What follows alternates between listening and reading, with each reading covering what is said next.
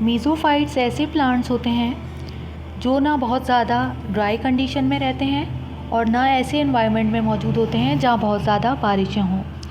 इनके अंदर स्टोमेटा के ज़रिए जितना वाटर लॉस्ट होता है वो मैच होता है एनवायरनमेंट से गेन होने वाले वाटर से।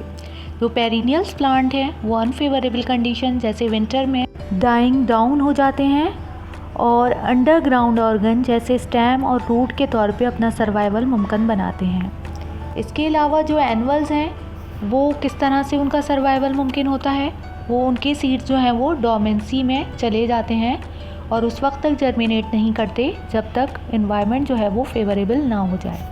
मीज़ोफाइट्स की हैबिटेट ज़्यादातर ऐसे एनवायरनमेंट होता है जिसमें एडिक्वेट रेनफॉल हो, हाई लेवल्स ऑफ ह्यूमिडिटी हो, मॉडरेट टेम्परेचर हो जहाँ पे लो डायगोनल रेंज हो, शैलो वाटर टेबल हो और लेस विंडी एरिया हो।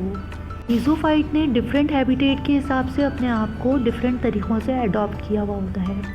मीज़ोफाइट्स ऐसे एरिया में जहाँ पे फॉरेस्ट इकोसिस्टम हो वहाँ पे वो बहुत ज़्यादा टॉल होते हैं ताकि लाइट को कैप्चर कर सकें। इसके अलावा ऐसे मीज़ोफाइट्स जिनके वीक स्टेम होते हैं उनमें जो क्लाइंबर्स होते हैं वो सपोर्ट हासिल करते हैं टॉलर प्लांट्स की ब्रांचेस से ताकि वो लाइट तक पहुंच सकें।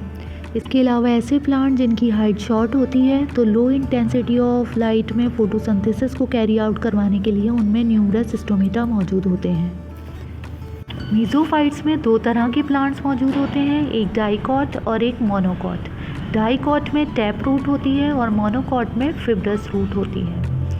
ये डाइकॉट और मोनोकॉट जो हैं इनके अंदर मोनोकॉट में एक कॉटिलिडन होता है, डाइकॉट में दो कॉटिलिडन मौजूद होते हैं। मोनोकॉट की एग्जाम्पल मकई, चावल, बाजरा वगैरह है और डाइकॉट की मैंगो, सनफ्लावर है। कि नेटिव प्लांट्स में मीज़ोफाइट्स को इंक्लूड किया गया है। अगर हम इनकी स्ट्रक्चरल एडोप्टेशंस की बात करें एनवायरनमेंट के हिसाब से तो ये अपने रेट ऑफ ट्रांसपायरेशन को कंट्रोल कर सकते हैं स्टोमेटा को क्लोज करके और स्टोमेटा को ओपन करके वाटर स्ट्रेस की सूरत में, और जो शॉर्ट पीरियड ऑफ विल्टिंग होती है उससे इजीली रिकवर कर जाते हैं। इनका स्टेम जर्नली स्ट्रेट और ब्रांच होता है, लीव्स जर्नली ब्रॉड और थिन होती हैं और वैक्सी क्यूटिकल मौजूद होती है लीव्स के ऊपर जो ट्रैप करके रखती है मॉइस्चर्स को और लेस करती है वाटर के लॉस को। एक्सट्रीम हीट और विंड में ट्रांसपायरेशन को रोकने के लिए इनके स्टोमेटा बंद हो जाते हैं। देखिए ये कितना खूबसूरत मीज़ोफिटिक प्लांट है, पर्पल कलर और येलो कलर के इसमें फ्लावर मौजूद हैं। इसमें बहुत सारी फैमिली, देखिए सनफ्लावर का प्लांट है, ये भी एक मीज़ोफिटिक प्लांट है और ये एक मॉडरेट एनवायरनमेंट में रहने वाला पौधा है। ये एक डाइकॉट प्लांट की लीव है जिसमें आपको रेटिकुलेट वेनेशन नज़र आ रही है। डाइकॉट प्लांट की लीफ में स्टोमेटा जो हैं वो लोअर सरफेस या वेंट्रल साइड पे मौजूद होते हैं। देखें ये एक और लीव है, ये बहुत ज़्यादा खूबसूरत है, इसके मार्जिन जो हैं वो स्मूथ नज़र नहीं आ रहे। इसमें देखें कितनी ज़बरदस्त रेटिकुलेट वेनेशन है। इसमें भी जो है मार्जिन जो हैं ये ट्रायंगल शेप की लीव है।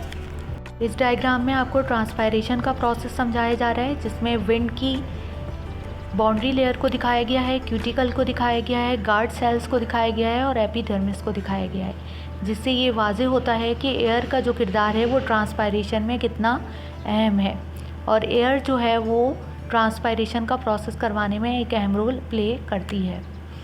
यहाँ पे जो हैं ये स्टोमेटा ओपन हो जाते हैं जब हवा बहुत ज़्यादा तेज़ी से चलती है तो स्टोमेटा ओपन हो जाते हैं, और जब हवा बिल्कुल भी नहीं चलती और ह्यूमिडिटी बहुत ज़्यादा होती है तो स्टोमेटा जो हैं वो क्लोज्ड हो जाते हैं। जितनी ड्राई एयर होगी उतनी रेट ऑफ ट्रांसपायरेशन इंक्रीज़ होगी और जितनी ह्यूमिड एयर होगी उतनी रेट ऑफ ट्रांसपायरेशन कम होगी। डाइकॉट लीफ का ट्रांसफ़र सेक्शन है जिसमें आपको स्टोमेटा लोअर एपिडर्मिस की तरफ नज़र आ रहे हैं। अपर एपिडर्मिस में स्टोमेटा नहीं है रेट ऑफ ट्रांसपायरेशन को रिड्यूस करने के लिए। अपर एपिडर्मिस और लोअर एपिडर्मिस दोनों में क्यूटिकल मौजूद है रेट ऑफ ट्रांसपायरेशन को रिड्यूस करने के लिए। इसके अलावा मीज़ोफिल के हिस्से में पैलिसेड पैरेन्काइमा और स्पंजी पैरेन्काइमा और एक vascular bundle, single vascular bundle आपको नज़र आ रहा है जिसमें जाइलम और फ्लोएम दोनों मौजूद हैं। ये मोनोकॉट लीफ है। मोनोकॉट लीफ जो होती है वो आइसोबाइलेटरल लीफ होती है जिसमें अपर एपिडर्मिस में भी स्टोमेटा मौजूद होते हैं और लोअर एपिडर्मिस में भी स्टोमेटा मौजूद होते हैं। इसके अलावा यहाँ पे जो वेस्कुलर बंडल्स हैं वो स्कैटर्ड होते हैं और डाइकॉट रूट में जो वेस्कुलर बंडल होते हैं वो 2 से लेकर 8 तक होते हैं और मोनोकॉट रूट में जो वेस्कुलर बंडल होते हैं वो 8 से ज़्यादा क्वांटिटी में मौजूद होते हैं। ये डाइकॉट लीव है, ये डॉर्सोवेंट्रली फ्लैटेंड है, इसमें अपर एपिडर्मिस में और लोअर एपिडर्मिस में क्यूटिकल है, लोअर एपिडर्मिस में स्टोमेटा है, अपर एपिडर्मिस में स्टोमेटा मौजूद नहीं है। यहाँ पे लीव को रिजिडिटी प्रोवाइड करने के लिए कॉलन काइमेटस सेल्स मौजूद हैं।